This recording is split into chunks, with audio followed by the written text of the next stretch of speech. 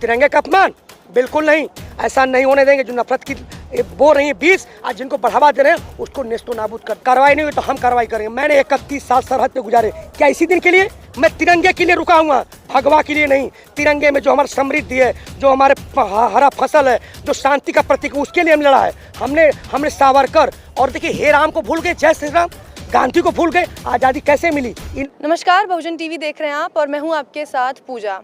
इस वक्त हम मौजूद हैं गाजीपुर बॉर्डर पे और हमारे साथ हैं बीएसएफ के रिटायर्ड जवान मणिदेव चतुर्वेदी जी।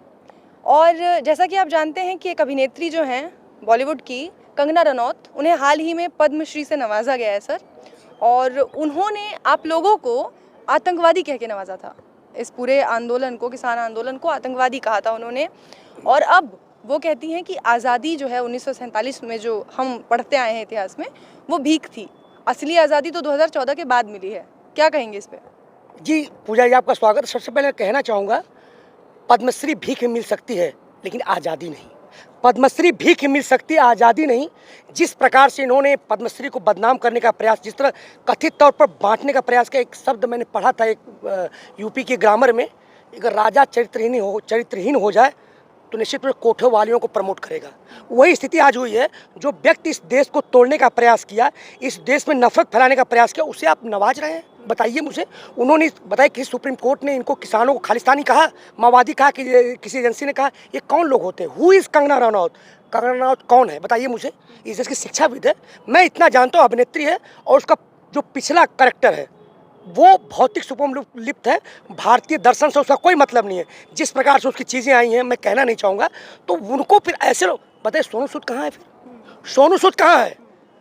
आप इनको दे रहे हैं, आप कंगना रनौत, सोनू सूद कहाँ है? तो सवाल उठता है। लेकिन नफरत फैलाने का काम, तोड़ने का प्रयास किया गया है। मैं पूछता हूँ कि ये लोग कौन है बताइए मुझे। जो हमारे स्वतंत्रता संग्राम सेनानी थे, महापुरुष थे, उनके ऊपर लांछन इतना बड़ा, ये भगवा लहराने का प्रयास कर रहे हैं। तिरंगे का अपमान बिल्कुल नहीं, ऐसा नहीं होने देंगे। जो नफरत की बो रही है 20 आज जिनको बढ़ावा दे रहे हैं उसको नेस्तो नाबूद कर देंगे। जी अगला प्रश्न पूछिए। नहीं, उन्होंने कहा कि वरुण गांधी जो हैं बीजेपी के नेता हैं, जब उन्होंने कहा कि इसे देशद्रोह कहा जाए या पागलपन, तो उसको जवाब देते हुए उन्होंने कहा था कि 1957 में जो क्रांति हुई थी वो एक स्वतंत्रता की क्रांति थी, लेकिन उसके बाद जब ज़्यादा बढ़ गया अत्याचार तो गांधी जी के कटोरे में भीख के तौर पर आज़ादी डाल दी थी अंग्रेज़ों ने। जी इनके आदर्श सावरकर हो सकते हैं, गोडसे हो सकते हैं, अटल बिहारी वाजपेयी हो सकते हैं, लेकिन वो नहीं। मैं पूछना चाहता हूँ 1957 जो क्रांति थी, उसके बाद 100 साल के बाद 1947 में हमें आज़ादी मिली। मैं कहना चाहता हूँ वो कागजात छिपाए गए हैं मनुवादी लोग। वो कागजात क्या बोलते हैं कि जो उस समय 1857 की क्रांति हुई थी वो मजदूरों की, कामगारों की, जवानों की, आम किसानों की लड़ाई थी। वही लड़ाई वहाँ से स्टार्ट हुई और जो है कि 1947 उनकी वजह से मिला। मैं गांधी जी का अपमान नहीं कर उनकी वजह से, लेकिन हमारे बिना खड़क बिन ढाल साबरमती के संत तूने कर दिया कमाल, आज वही हम उसी धारा पे हम बह रहे हैं यहाँ पर। और आज हम इस जो तानाशाही सरकार है, जो जिस तरह से पत्थर की ओर रखी है, उसके भी चूल्हे हिला रखे हैं। ये है गांधी इस देश का। जी नहीं, जिसके बारे में वो बात कर रही हैं, उन्होंने खुद झांसी की रानी पे एक फिल्म की है, उसके लिए उनको नेशनल अवार्ड भी मिला है मणिकर्णिका के लिए। देखिए, आप बनावटी झांसी रानी बन सकते, कृत्रिम, लेकिन वो झांसी रानी बनने पर जो अपने प्रजा के लिए जान देती है, अपने परिवार को त्याग देती है। आप फिल्मों में आप एक अभिनेता हो सकते हैं लेकिन नेता नहीं बन सकते हैं। आप अभिनेत्री हैं, आप लक्ष्मीबाई, आपने करेक्टर कर लिया और लक्ष्मीबाई बन गई। वो निश्चित रूप से मैं एक और कहना चाहूँगा, उनके ऊपर प्रहार करूँगा मैं, कि सुल्फा पीती हैं, सुल्फे के नशे में ऐसा उन्होंने बातें कही हैं। इससे ज़्यादा कुछ नहीं। मुझे आश्चर्य भी नहीं हो रहा है कि आने वाले दिनों में ऐसे लोगों को प्रमोट किया जाएगा। ऐसे बहुत से लोग जो हम लोग किसानों को, जो चीज़ों को, स्वतंत्रता संग्राम सेनानियों को, भीमराव अम्बेडकर को, चाहे गांधी हो, चाहे सरदार पटेल हो, सबको उन्होंने कटाक्ष किया है। ऐसे लोगों को प्रमोट किया जा रहा है। एक विचारधारा यहाँ पर थोपने का प्रयास आरएसएस से किया जा रहा है, मनुवादी सोच। लेकिन ये देश अलग अलग जातियों का, अलग धर्म संप्रदायों का है, अलग अलग रहन सहन है, अलग खाना पीना है। कैसे देश चलेगा? सबने मिलकर लड़ाई लड़ी थी। ये सबका देश है। इस देश को मजदूरों ने, किसानों ने, जवानों ने बनाया। ये कौन लोग होते हैं? मुट्ठी भर लोग, 2% लोग हमारे देश की परिभाषा तय करेंगे। जो कंगना रनौत ये तय करेंगी कि कौन देशभक्त। आज़ादी कब मिली बताइए मुझे। कहते हैं कि वो तो भीख मिली 2014 में, जो है कि हमें आज़ादी मिली, और 2021 में इनको पद्मश्री मिल जाता है। और सोनू सूद कहाँ है इस पर बताइए मुझे। और ऐसा नहीं है कि ये पहली है, इनसे पहले भी एक प्रवक्ता है बीजेपी की, वो उन्होंने कहा था कि लीज पे मिली थी, 99 साल की लीज पे हमें आज़ादी मिली थी, और अब ये आई हैं कहती है भीख में मिली थी। तो इस तरीके की जो मानसिकता है ये कहाँ से आ रही है चतुर्वेदी जी? जी बिल्कुल, हमने कहा ना आरएसएस एक नागपुर में है, भगवा की बात करती है, भगवा झंडे की बात, वहाँ सब सोचे जो कि कहीं मतलब धरातल पर टिकी नहीं है, इसका औचित्य नहीं है, इसका आधार ही नहीं है, उस हिसाब से ये बोला जा रहा है। ऐसा कुछ भी नहीं है, ये लोग बहसीपन दरिंदगी पर उतर आए हैं, जो कि भारत की जो खूबसूरती लोकतंत्र उसको बिगाड़ने पर, नफरत बोने पर आमादा हो गए।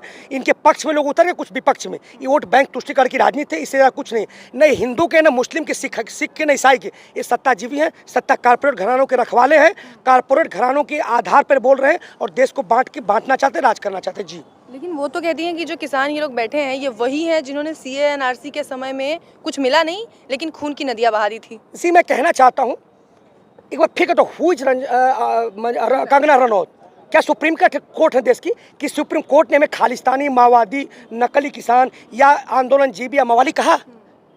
किसी एजेंसी ने, सीबीआई, आईबी, राय, इंटेलिजेंस, किसी ब्यूरो ने कहा? ये लोग कौन होते हैं? चंद लोग।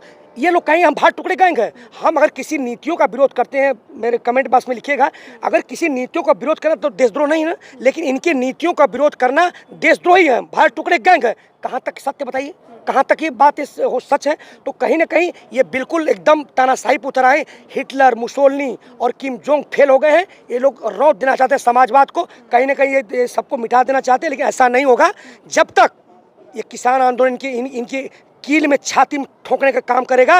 निश्चित रूप से बिल्कुल ये नस्तो नाबूद होंगे। आखिरी सवाल चतुर्वेदी जी कि जो कंगना रनौत हैं उनको इन्हीं बयानों की वजह से ट्विटर ने ब्लॉक कर दिया था, इनका अकाउंट सस्पेंड कर दिया था, और उसके बाद ये अभी हाल ही में सावरकर का जो जेल था, कालापानी की सज़ा उनको हुई थी, वहाँ भी गई थी और सर झुका के आई थी, और अब उसके बाद उनको पद्मश्री से नवाजा गया है। तो इन सबको देखते हुए आपको क्या लगता है कि इनके किस गुण की वजह से इनको दिया गया है? देखिए, ये लोग चाटुकार हैं, ये लोग चाटुकार हैं जो सत्ता के जूते उठाने वाले लोग हैं, और सत्ता के लोग इनको प्रमोट करके इनके कंधे पर राइफल रख के फायर करती है। ये लोग कहीं ना कहीं नशे में चूर हैं। उनका मुझे याद है ट्विटर ब्लॉक किया गया था, सारी चीज़ें हुई थी। ऐसे जो व्यक्ति अवांछित हैं, असामाजिक हैं, उनको पद्मश्री कैसे? ये पद्मश्री का खुल्ला निश्चित रूप से एक जो है कि अपमान है।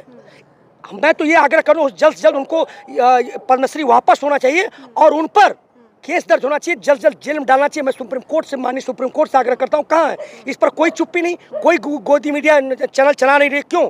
ये देश किसका होगा? तो निश्चित रूप से ये बहुत बड़ा एक संदेश जा रहा है कि लोकतंत्र खतरे में, सभी जागिए। लगता है आपकी आवाज़ सुन ली आम आदमी पार्टी ने, तभी उन्होंने केस भी कर दिया, एफआईआर करवा दिया गया उनके ऊपर।